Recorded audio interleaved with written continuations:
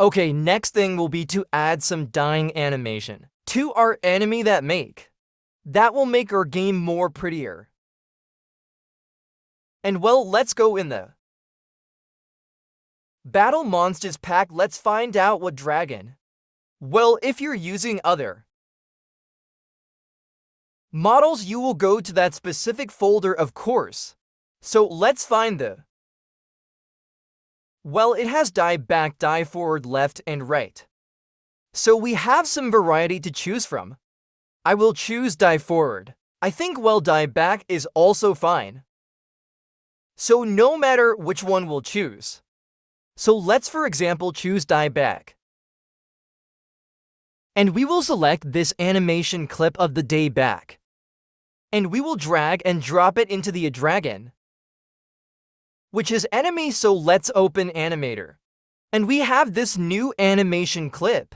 Let's call this one a day. I will drag it here and I will create another parameter. Let's create trigger. Let's call this one dead.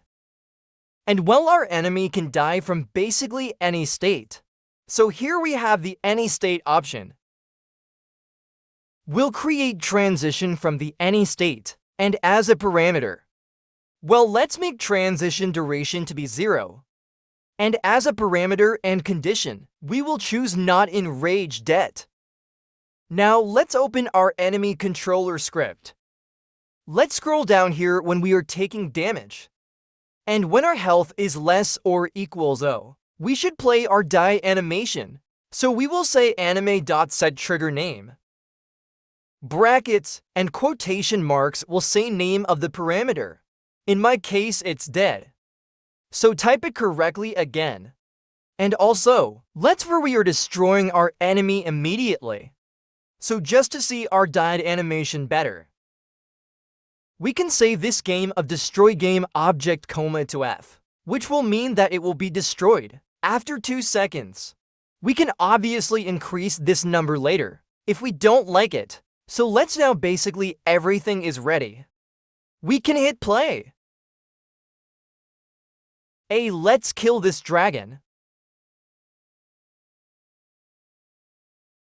And yeah, indeed it's that. And this is how easily you can add some die animation to the enemy.